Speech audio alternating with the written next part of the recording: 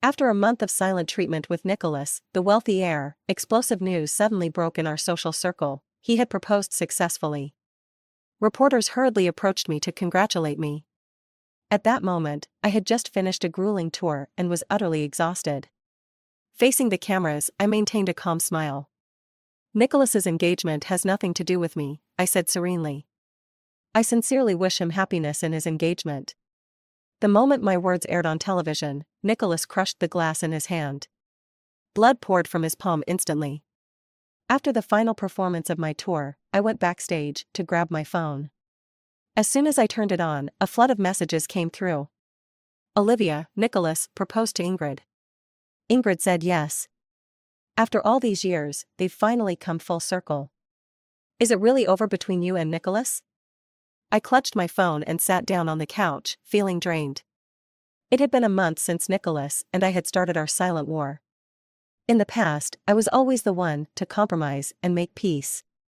But this time, my packed tour schedule left me with no time to reach out to him. And in just 1 month, Nicholas had proposed to his first love, Ingrid. I didn't have the energy to respond to those messages. After a brief rest, I had to face the press. When I stepped outside, a sea of reporters swarmed toward me, microphones raised, firing questions. When did Nicholas propose to you? When is the wedding scheduled? Will it be held abroad or locally? Congratulations on your engagement to Nicholas. Amid the chaos, I found a strange sense of calm. I looked into the cameras, my gaze devoid of emotion, and after a pause, I smiled faintly. Nicholas's engagement has nothing to do with me, I repeated. Let me take this opportunity to sincerely wish him happiness. The moment my words were broadcasted, Nicholas shattered the wine glass in his hand. Blood dripped to the floor as Ingrid let out a startled scream. Call a doctor. An ambulance, she cried, grabbing his hand with tears welling in her eyes. Get out, Nicholas said coldly, yanking his hand away from hers. Nicholas, Ingrid stammered in shock, her face flushed with humiliation before tears began to fall. I said, get out, Nicholas growled, his icy gaze sweeping across the room. Don't make me say it a third time. Ingrid bit her lip, holding back her sobs as she retreated with the others. Nicholas opened his mangled palm, blood staining the engagement ring on his left hand. Expressionless, he removed the ring and tossed it into the trash can. A month later. While preparing for a performance, the company director summoned me to the office. The lead dancer position, which had always been mine, was now given to Kristen, who had never gotten along with me. Then, out of nowhere, my landlord cancelled my lease, demanding I vacate within 2 days. Ever since breaking up with Nicholas, it felt like my luck had taken a nosedive. Nothing was going my way. When I was denied the chance to even step on stage, Nicholas suddenly called me. Olivia, do you still want to dance? I arrived at the address Nicholas had given me. A waiter led me into an elevator and up to a suite. As the door opened, his voice rang out. As long as she lowers her head and begs, I wouldn't mind keeping her. She'd make a rather obedient pet. The moment he finished speaking, our eyes met. His composed expression only made my pale face seem more ridiculous. Was it you? I asked. He nodded slightly, tapping the cigarette between his fingers. Why? What other reason? I'm not done playing with you. Nicholas chuckled. Olivia, even if we were to break up, it should happen on my terms, when I get bored. With no other option, I moved into a hotel. The company continued to block me from performing, but I stubbornly dressed for every show and waited backstage. At first, Kristen mocked me, but eventually, she couldn't even be bothered.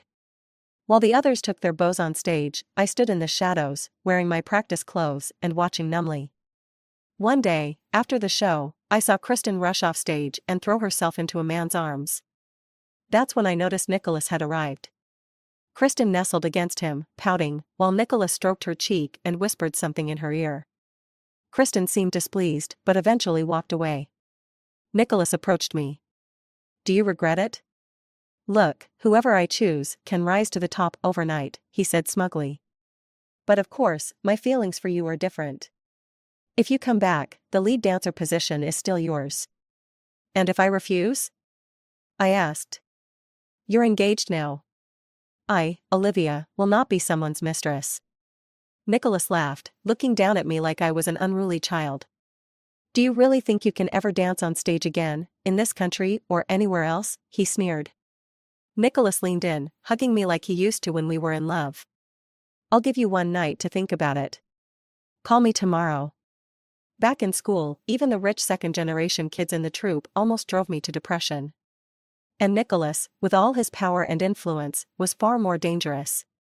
I knew he had the means to keep me off the stage for life. But the thought of never dancing again felt worse than death. In the dressing room, I drowned my sorrows in 2 bottles of liquor. By the time I stumbled out, the theater was nearly empty. As I passed the stage, I stopped abruptly. Jerome stood in a sharp black suit, his assistant holding his coat a step behind him. A cigarette burned between his fingers, its ash long and forgotten. He stood silently, watching a delicate figure spinning on stage until she collapsed in exhaustion, her sobs barely audible. Wait outside, Jerome said, taking his coat from the assistant. By the time I heard footsteps, he was already standing before me. Tears blurred my vision as I looked up. Mr. Jerome? His family and Nicholas's were hardly on friendly terms. Jerome and Nicholas had no private dealings, though they maintained civility at public events. I had met Jerome once at a party Nicholas brought me to. Nicholas had always described Jerome as impossible to deal with, unmoved by money, power, or beauty.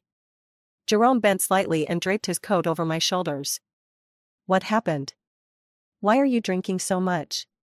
I clutched the coat, stood up, and almost shook my head when an idea flashed in my mind. Nicholas's power was insurmountable for me, but Jerome's was greater. Why would Jerome go against Nicholas for me, though? As I hesitated, Jerome handed me a tissue. Wipe your tears. I accepted it but didn't move, letting my tears fall unchecked. Did you have a fight with Nicholas? We broke up, I said softly. Jerome raised an eyebrow, observing me without a word. Do you want me to take you home? He offered. I didn't refuse. Where are you staying? I gave him the name of the hotel. Why a hotel? The landlord evicted me. I'm looking for a new place. Jerome fingered the prayer beads on his wrist. I have an empty apartment nearby. You can stay there temporarily.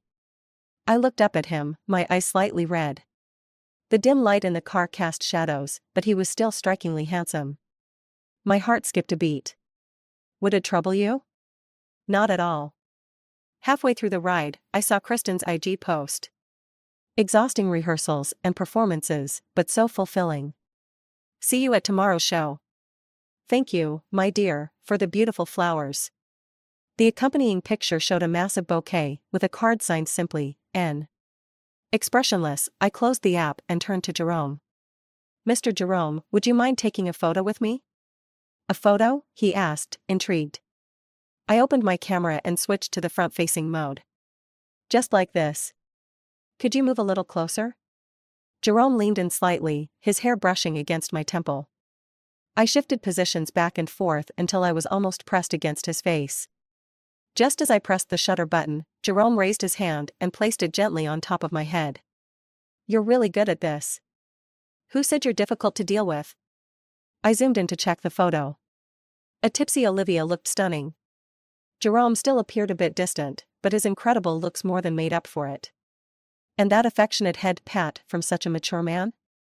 It was utterly swoon-worthy. I was thrilled. Can I post this on IG? Jerome nodded. Up to you. I immediately composed a post for Instagram. A beautiful, tipsy night. The accompanying images were a few scenic shots and this close-up selfie of us. Moments after I posted it, a notification popped up.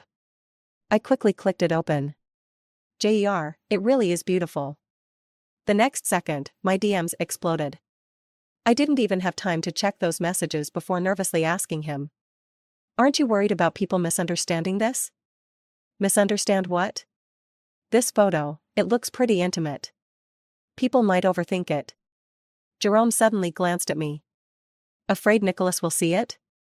I shook my head like a drum. No, it's not about him.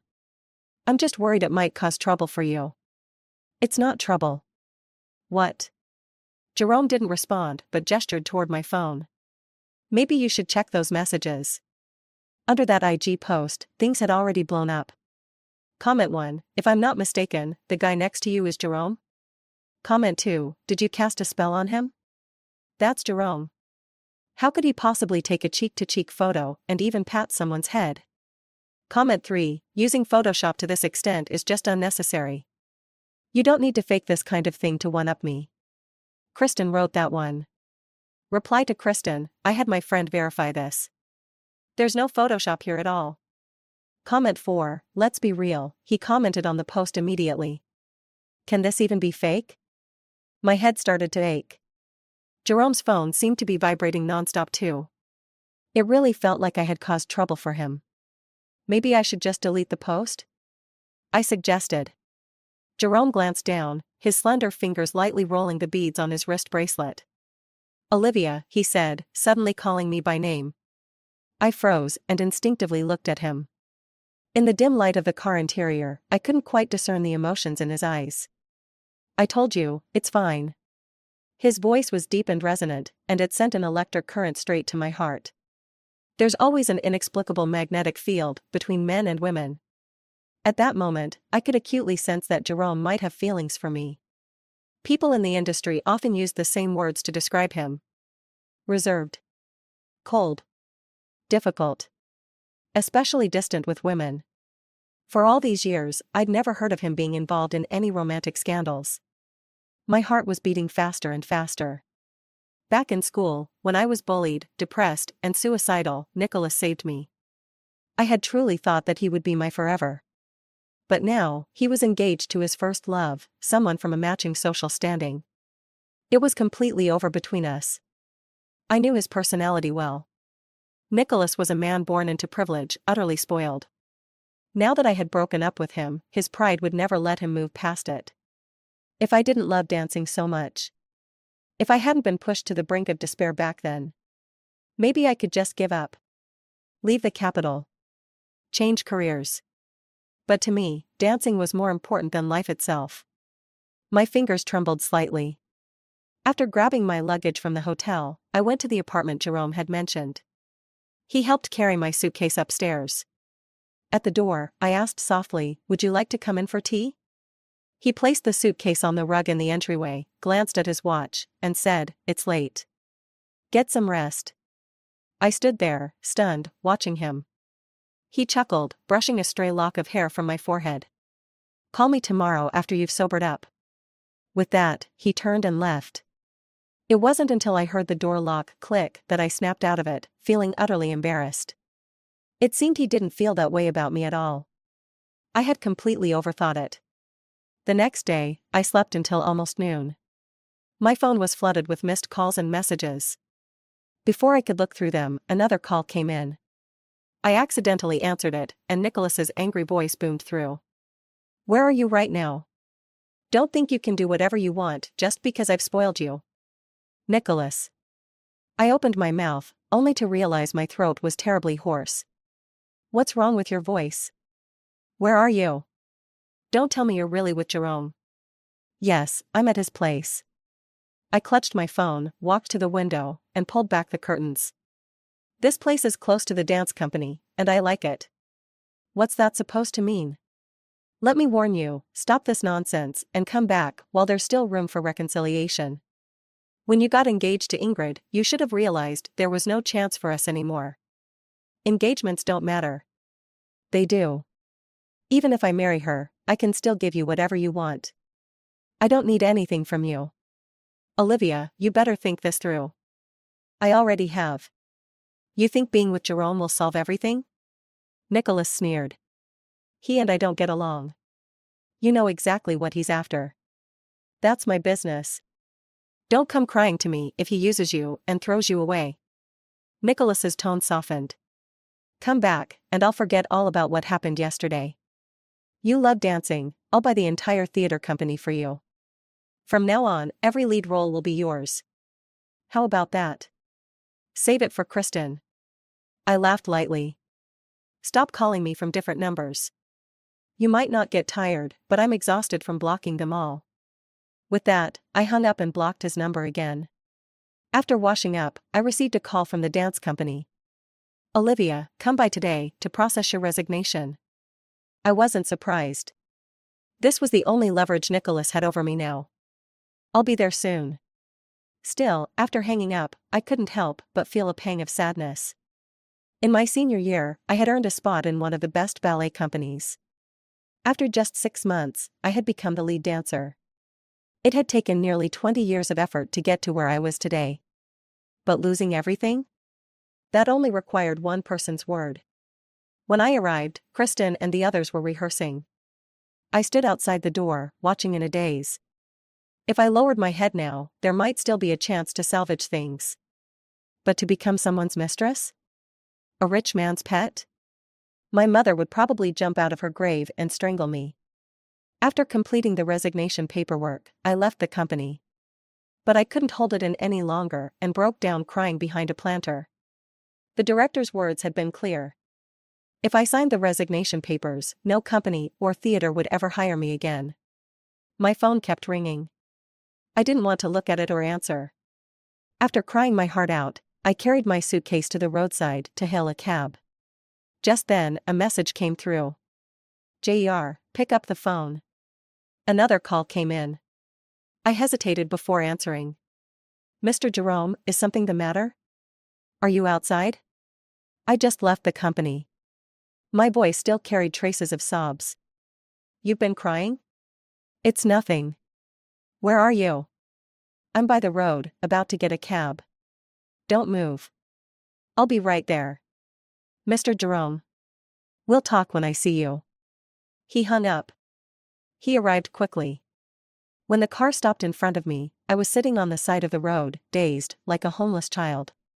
His driver took my suitcase and placed it in the trunk. He approached and extended his hand to me. I looked up at him, my eyes swollen from crying. I must have looked pitiful. "Get in the car first," he said. Instead, I turned away, tears streaming down my face.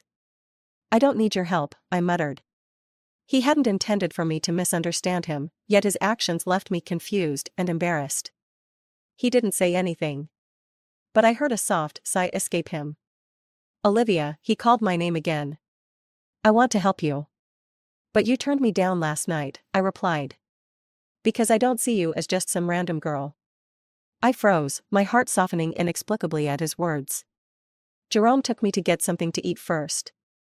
Once my mood had calmed down a little, he had someone bring me a few documents. "Take a look at the profiles of these dance troupes and theaters," he said. "I'm not knowledgeable about dance, you're the expert. Decide where you'd like to go. Of course, I won't pull any strings for you. Whether or not you get in depends on your own ability. My only promise is to ensure absolute fairness in the admissions process." I clutched the papers tightly, and a stubborn determination surged within me. I had confidence that as long as the exam was fair, I wouldn't be disappointed with the outcome. Still, the surprise came so suddenly that I struggled to fully believe it. "Is this really possible?" I asked. "There's nothing in this world that isn't possible," he replied. "As long as you're willing to work for it." Suddenly, I stood up and threw my arms around him. "Jerome, thank you." I began practicing furiously, pouring all my spare time into the rehearsal room.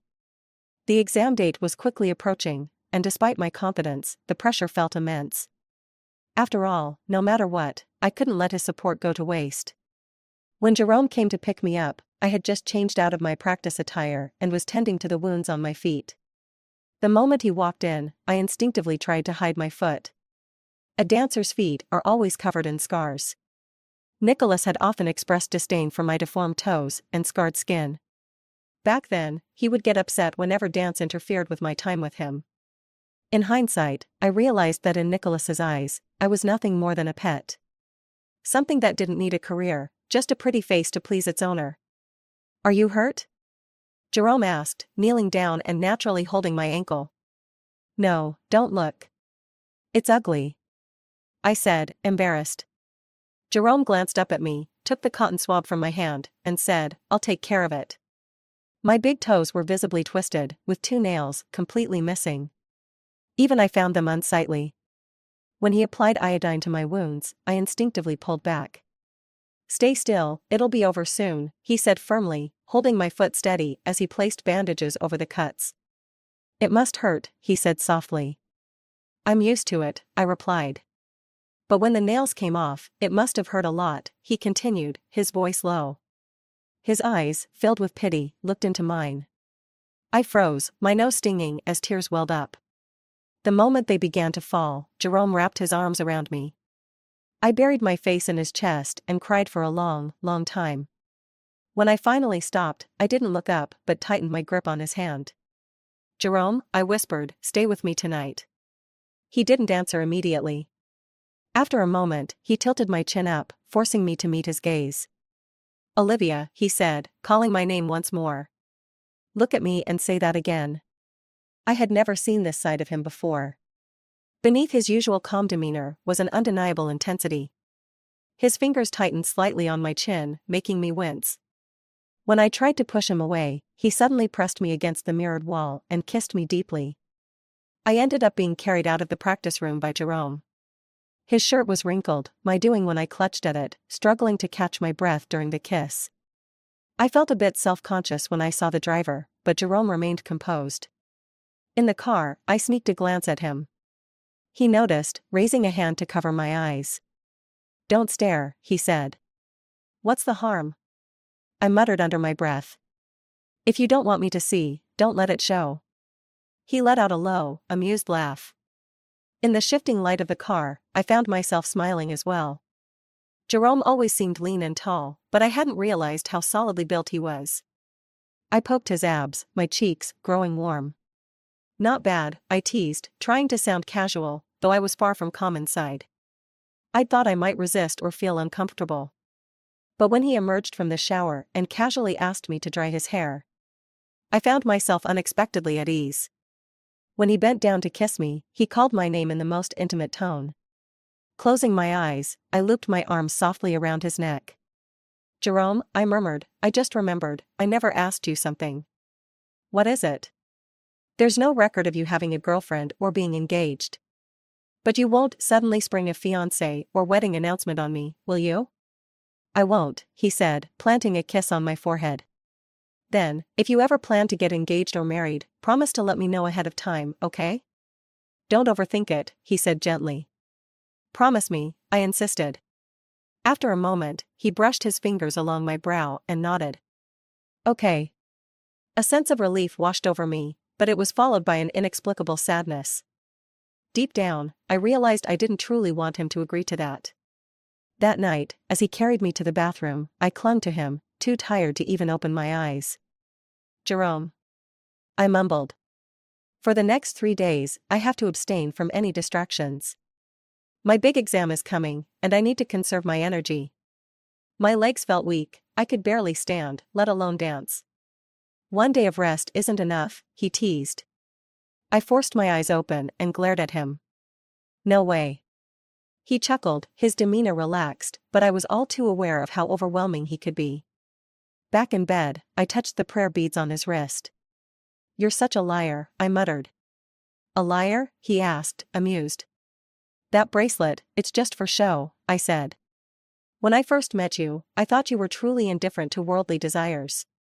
"Even the most detached people have emotions," he replied. "I still remember how you looked at me that night," I said. "Your gaze was cold, indifferent, like you didn't care. After that one glance, you didn't look at me again all evening." As I spoke, a yawn escaped me, and I drifted off, my hand still resting on his wrist. That night, Jerome indeed hadn't looked at me a second time. Back then, I was still Nicholas's girlfriend. The first time Jerome saw me, his heart stirred faintly, but he refused to covet someone else's partner. Even though Nicholas and he were never on good terms, Jerome wouldn't drag an innocent woman into their feud. Women shouldn't be playthings or bargaining chips. They deserved respect and care. And so, he restrained himself and didn't look again. Later, at the theater, he watched the entire performance, yet she never took the stage. Feeling uneasy, he lingered after the audience dispersed. And then, he saw her. Alone on the stage, dancing. Until, defeated, she crouched down and wept. He couldn't help himself, he walked toward her. Step by step, just as he'd hoped. During the exam, I chose the most challenging dance style. An esteemed choreographer had once advised against young dancers selecting this style for competitions or critical exams. Honestly, I was torn. Throughout my dance career, though I'd performed on stage, there was always something missing, a lack of true finesse. But this time was different. Fueled by determination, I pressed forward with unrelenting grit. During practice, I could sense it, that intensity and resolve might just lead to a breakthrough. And sure enough, during the exam, I performed beyond my usual ability. When the music stopped, even the judges applauded. As I stepped off the stage, a girl approached me, her excitement palpable. "You were absolutely incredible." "Thank you. Good luck with your exam too." I felt overjoyed, as though the exhaustion and pressure from days of grueling training had evaporated. After changing out of my costume, Jerome called. I ran forward, into the dazzling sunlight. At that moment, it felt as if invisible chains were completely shattered. The Olivia who had once been admired for her hard work yet envied to the point of exclusion. The Olivia who had been bullied so harshly she'd wanted to die. The Olivia who coped with depression through self-harm. In that moment, running into the sunlight, she was reborn. I threw myself into Jerome's arms and held him tightly. "Looks like it's time to celebrate early," he said. He caught me effortlessly, smiling softly yet tenderly. "Let's go. Dinner's on me tonight." I had thought the dinner would just be the two of us. But to my surprise, he had invited a crowd. When the waiter opened the private room door, Jerome took my hand. The guests quickly stood and approached us. "Jerome. So, this is the famous beauty. No wonder he kept you under wraps. You're stunning." I felt a bit uncomfortable and instinctively glanced at Jerome. This circle was both big and small. Jerome and Nicholas had mutual acquaintances. Some of these people had seen me with Nicholas. Now, seeing me with Jerome, I could only imagine what they'd say behind my back. "Put out your cigarettes," Jerome said. At his words, everyone obediently extinguished their smokes. Only after seating me did Jerome sit down himself, prompting the others to follow suit.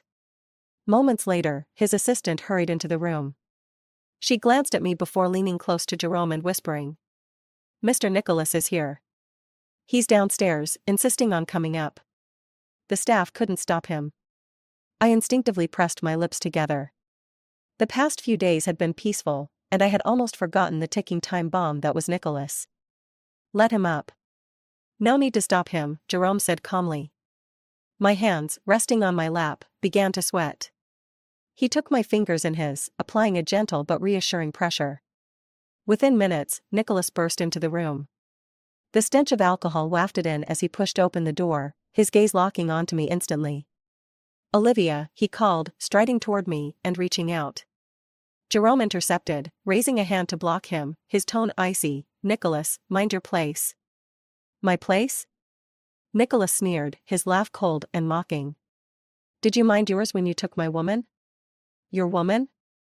Jerome shielded me behind him and spoke slowly. "As far as I know, your fiancé's last name is Ingrid, the heiress of a certain conglomerate." "And what of it?" Nicholas's bloodshot eyes blazed. "Ingrid is my fiancée, but Olivia is also mine. Whether she's yours isn't up to you to decide." "Jerome, are you really going to go head-to-head with me over this?" Nicholas's smirk was disdainful, almost cruel. His gaze drifted past Jerome and landed on me. She was still a student when she was with me, pure, untouched. "There are so many clean girls out there, but you had to covet someone I've." Before he could finish, Jerome grabbed him by the collar and slammed him against the wall. Nicholas struggled, but Jerome's hand tightened around his throat. The veins bulging from Jerome's hand were stark and menacing, his exposed forearm taut with restrained power. Nicholas's face rapidly turned an alarming shade of purple. The onlookers hesitated, some attempting to intervene, only to be held back by others. Nicholas's eyes were wild, and someone softly urged me, "You should stop him. If this continues, Nicholas might." I exhaled slowly, wiping away my tears. Nicholas shook his head desperately, silently begging me. But I stepped forward anyway. Clutching Jerome's sleeve, I pleaded in a trembling voice, "Jerome, let him go. Please, don't let this turn into a tragedy." The dinner ended in chaos that night. Nicholas had to be carried out by waitstaff. Jerome's mood soured, and he downed several glasses of wine. On the way home, he had the driver pull over. In the back seat, he kissed me with a force that was both aggressive and rough. Several times, the pressure was too much, but I bit back the pain without a word. I knew he was upset. Nicholas's words had been vile, and everyone had heard them. For someone as proud as Jerome, such humiliation was unbearable. "Olivia," he suddenly said, gripping my chin and forcing me to look at him. "Did you feel sorry for him?" I was confused. "What are you talking about?" I said, "When I was choking him, were you worried about him?" I shook my head frantically. No. I just didn't want you to get into trouble because of me." My explanation didn't seem to satisfy him. Jerome's gaze darkened with desire, yet it remained cold. "Jerome." He silenced me, his actions growing harsher. Tears streamed down my face from the pain. "Jerome." Finally, the tears I had been holding back burst forth.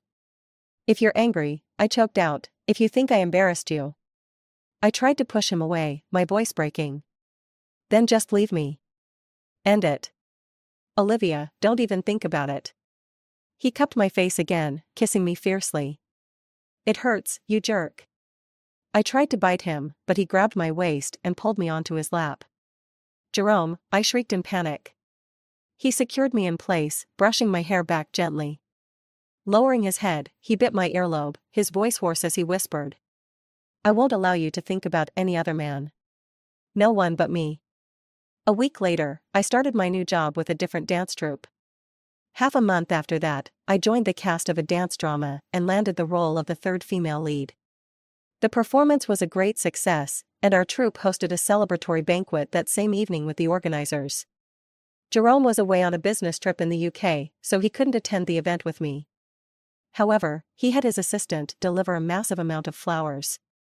The area outside the theater was practically transformed into a sea of blossoms.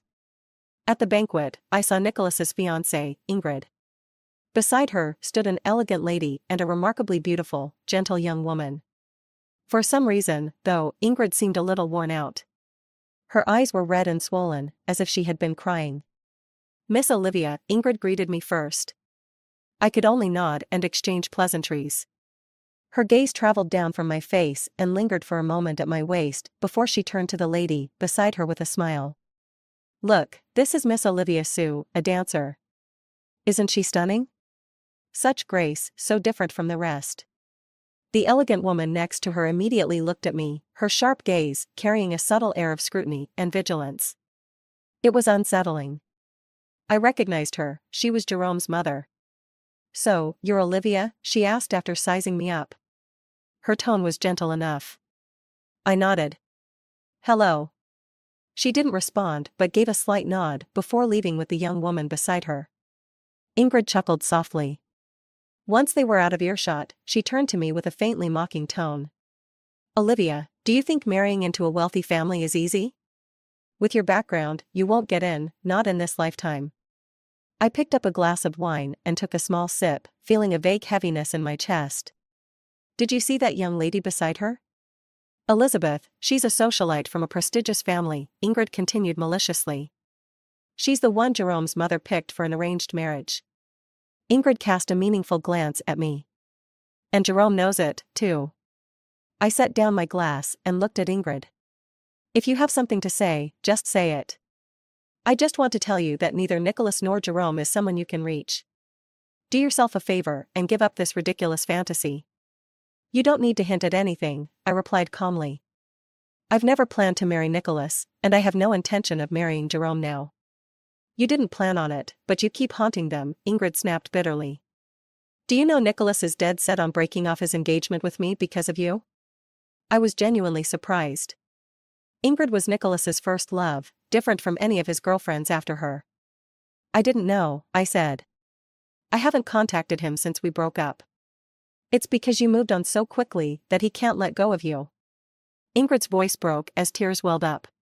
"Why is it that you can let go so easily, unlike the other women in his life who cling to him obsessively? If you had held on to him like they did, he would have grown tired of you by now. But you moved on so fast and latched onto Jerome." Now Nicholas is even more unwilling to give up and more determined to win you back. I found it utterly ridiculous. Why is it that a man's infidelity and indecisiveness are blamed on the woman he betrayed? Why is the victim of betrayal expected to weep and cling endlessly? Those who abandon me, why should I hold on to them? Please calm down, I said. I can't calm down, Ingrid replied, her eyes filled with helpless despair. For so many years, I've watched him change girlfriends one after another, hoping he'd finally settle down and come back to me. When he proposed, I thought I'd finally waited long enough for that day. But Olivia, he did settle down. He learned to be devoted, but not to me. It was to you. It wasn't a surprise that Nicholas and I would meet again, but what caught me off guard was how much he had changed. He looked thinner, his clothes were disheveled, and his demeanor carried a sense of desolation. When he saw me coming, he put out his cigarette. It was late autumn, and the weather was bitterly cold. I wrapped my coat tightly around myself as I looked at him. Years ago, it was Nicholas who saved me from the edge of a rooftop, where I had sat, dangling my legs, contemplating ending it all. No matter what, there was no irreconcilable hatred between us. Nicholas wasn't inherently bad, just spoiled, selfish, and greedy. I've told Ingrid about breaking off the engagement, he said. And I'm sure you've heard, I haven't had any ambiguous relationships with other women for over half a year. That girl, Kristen, I only used her to make you jealous. I never touched her.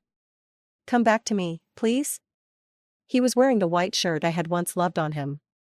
His hair was neatly trimmed, clean, and familiar, yet different. I felt disoriented and sorrowful. Nicholas, who was once proud and a little arrogant, the man who looked down on the world, now stood before me, careful and hesitant. Nicholas, I said softly. You have to learn to move forward. Stay with Ingrid. Don't hurt another innocent person. But I don't have feelings for her anymore, Nicholas replied, his tone growing desperate. You're the one I love. It was me who pulled you back from that rooftop, he pressed on. You said you'd stay by my side for the rest of your life. Yes, if it weren't for you, I wouldn't be alive today, I admitted. I owe my life to you, and I'll always remember that. I did promise to stay by your side, but I also told you. I will never forgive betrayal. I would rather die than destroy someone else's marriage. I've already broken off the engagement. But Nicholas, it's too late. You've fallen in love with Jerome, haven't you? Do you think he can give you what I couldn't? Do you even know his family is harder to marry into than mine? Do you really think he'll stay sincere with you? Elizabeth is already planning her wedding with him, and you're the only one left in the dark. I pushed his hand away and took a step back. This is my business. Nicholas, I know what I'm doing. I know how to move forward and make my choices. Marriage isn't the only path for a woman. What matters so much to you may mean nothing to me. Don't come looking for me again. Live your own life.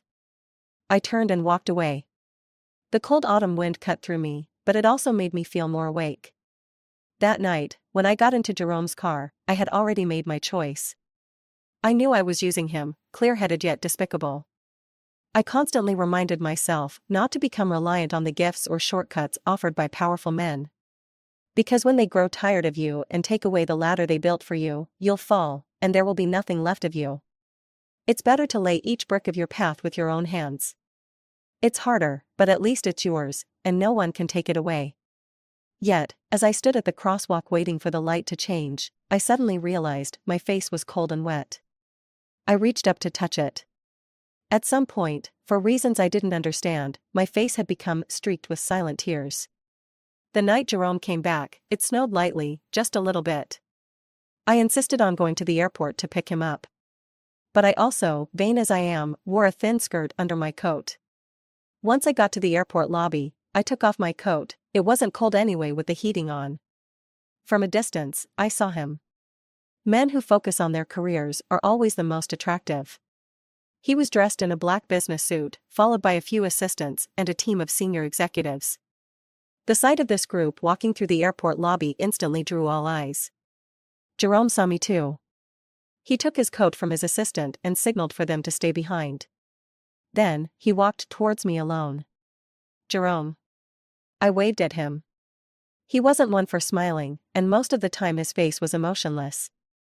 But at that moment, when I waved, I clearly saw a glimmer of a smile in his eyes. He wanted to see me. Just like in the past half-month. I realized I missed him more than I had expected, just as much as he must have missed me. Jerome draped his coat over me and then looked down at my feet. Since I was wearing a skirt, of course, I had on pretty high heels. As for whether I was cold, that didn't really matter. He led me to the VIP lounge, then went out alone for a while. When he returned, he was holding a paper bag. Inside was a pair of fluffy snow boots. He had even thoughtfully bought me woolen socks. Change into these, it's really cold outside. I refused. I don't want to. My skirt and these boots don't match. Jerome knelt down in front of me, coaxing gently. Dancers' feet are very important. Don't freeze them. Oh, so it's not that you care about me? Olivia. He seemed a bit helpless. He placed the boots down, then stood up and moved closer to me. I was sitting on a single armchair. He leaned in, his hands resting on the armrests. I was trapped between the back of the chair and his chest, surrounded by his scent. I was still wrapped in his coat, and the room felt hot. I could feel the sweat on the tip of my nose, and my head began to spin. He lowered his head to kiss me, and just as I was starting to get dazed, I heard him say, "Are you going to change your shoes and go home, or do you want to stay here?" "Home, home," I quickly replied. Jerome kissed me for a while longer before finally letting me go. When we got home, as soon as I walked through the door, I kicked off my boots and wrapped myself around him. "Mr. Jerome." He remained calm, watching me playfully. "Do you want to try being a dancer?" He leaned against the hallway cabinet, his eyes gradually clouding with desire. "How do you want to try?" I tilted my face up to kiss his chin, my ears flushing, but my words were bold and direct. "Don't you want to see how we dancers practice?" I instantly regretted saying it, but it was probably too late.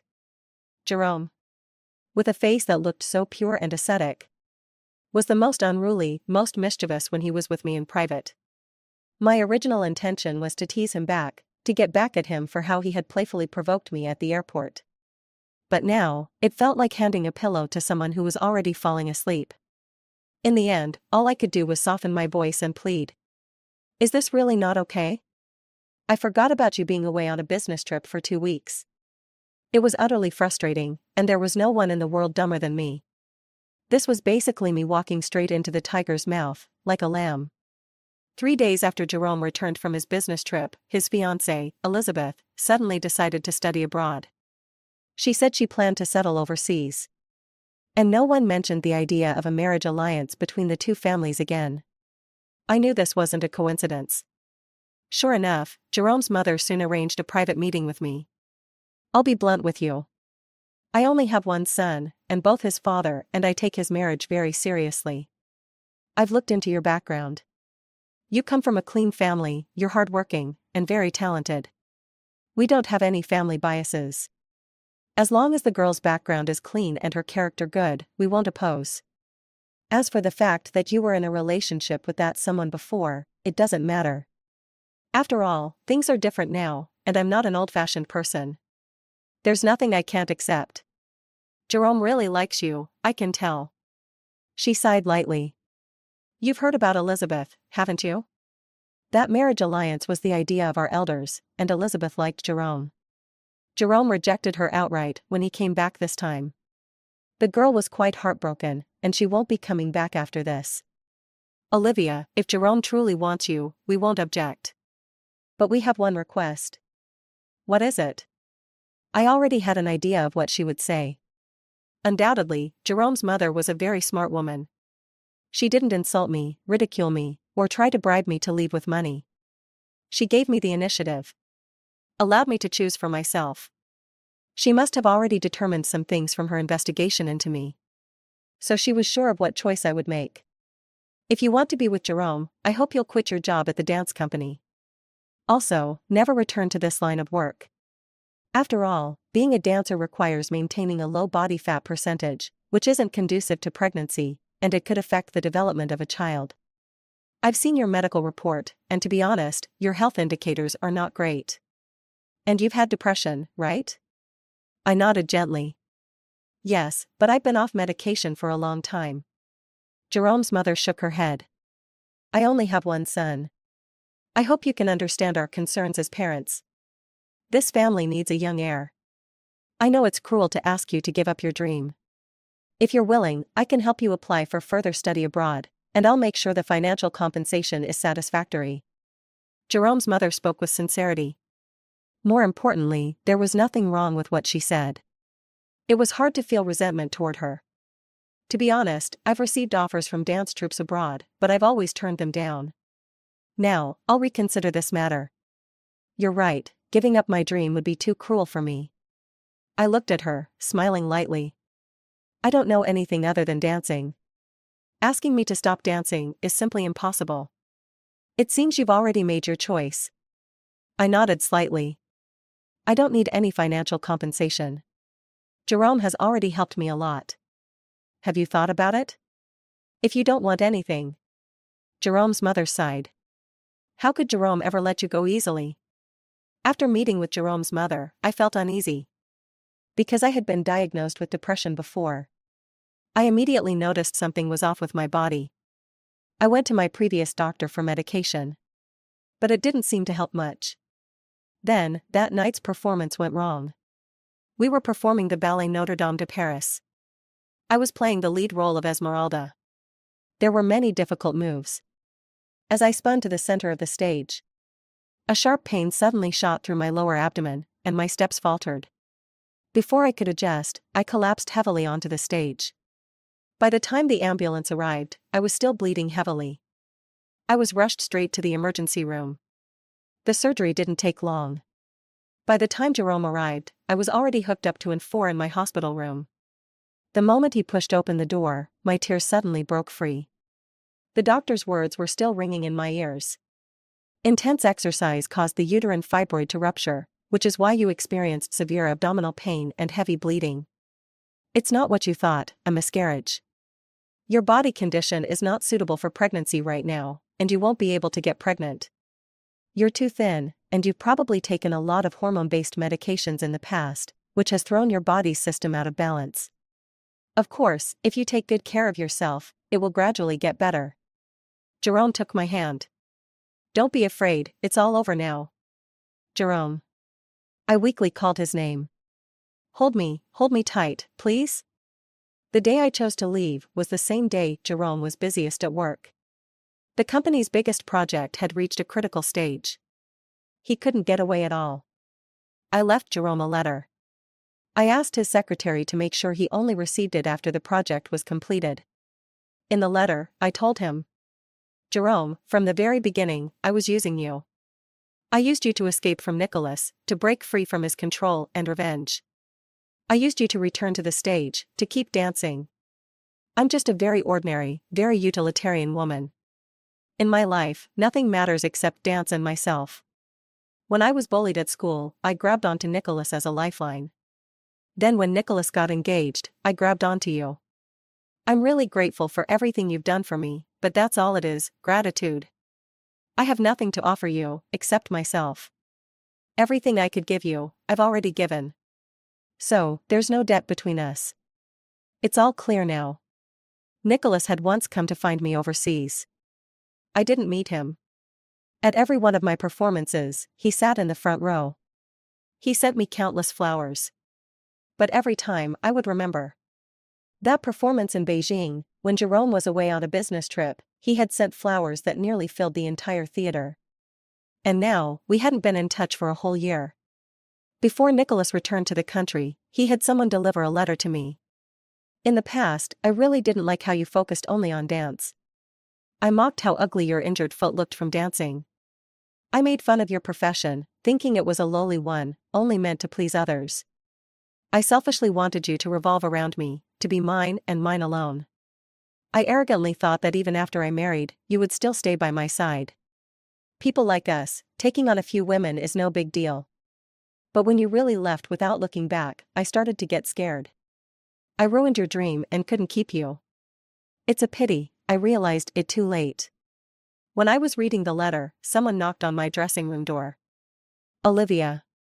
It was Molly, a colleague from the troupe. Is something wrong? I tucked the letter away and turned to her. Her expression was exaggerated. "There's a man here to see you." I thought it was Nicholas again. I shook my head and sighed. "I don't want to see him." "It's not him," she said. My heart skipped a beat. "This guy is incredibly handsome, you won't believe it." The moment he showed up, all of us were stunned. Just now, Carrie went up to talk to him right away. My fingers instinctively tightened. Carrie was a stunning blonde with captivating charm. If she wanted a man, she'd always get him. Molly teased, "Guess how he reacted?" "How would I know?" I said that, but inwardly, I felt a pang of jealousy. Jerome was easy to approach. Carrie was truly beautiful, and even I thought no one could rival her figure. Molly suddenly burst out laughing. "That guy is really well-mannered," but he turned her down right away. She wrapped her arm around my shoulder, her voice full of gossip. "Guess how he turned her down?" "Tell me." "He said, 'Sorry, I have a girlfriend.'" "Who do you think his girlfriend is?" "It's not you, is it? No wonder you've turned down Mr. Nicholas so many times. How do you keep this so tight? Aren't we best friends? You've been here for a year, and I didn't even know you have such a handsome boyfriend." "He's not my boyfriend." Still denying it. Molly puffed up her cheeks and glared at me. "Your phone's wallpaper is a picture of the two of you together." I'm not blind, and I'm not stupid. I didn't know how to explain. Everything was true. I was selfish and greedy. I couldn't let go of dance, but I couldn't let go of him either. I didn't want to give up dancing for him. But I secretly kept him in my heart, thinking of him and crying in the countless nights I couldn't sleep. A woman like me deserved to end up alone and lonely. But Jerome. Why did he still come looking for me? I was selfish, heartless. I was fickle and cold-hearted, leaving without a second thought. Jerome never did anything wrong to me.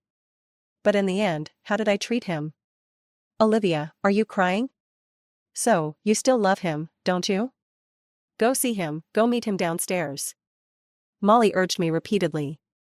I wiped away my tears and slowly stood up. When I walked downstairs, I saw him right away. A year had passed. He had become a little thinner, but his features were even more composed, distant. My vision blurred terribly. I couldn't see him clearly. "Olivia." Jerome's voice traveled through time, reaching me. And the moment his voice rang out, all my defenses collapsed. Without thinking, I ran toward him. Crying uncontrollably, with no concern for my image. He opened his arms, just like every time before. He caught me steadily. I held on to him, using all my strength. "Jerome, take me home." He didn't answer, only gently lifted my face. Just like that night in the rehearsal room. Exactly the same. "Olivia, look at me, and say it again." I laughed through my tears, but the tears flowed even harder. I looked at him without blinking, just like he asked. And I said loudly again, "Jerome, take me home." He rarely smiled, but when he did, his smile was like a balm, healing all of Olivia's wounds. He slowly lowered his head, his forehead resting against mine. "Still running?" "I'm not running anymore." "Is this the one time you'll stop running?" "I'll make it up to you." "How will you make it up to me?"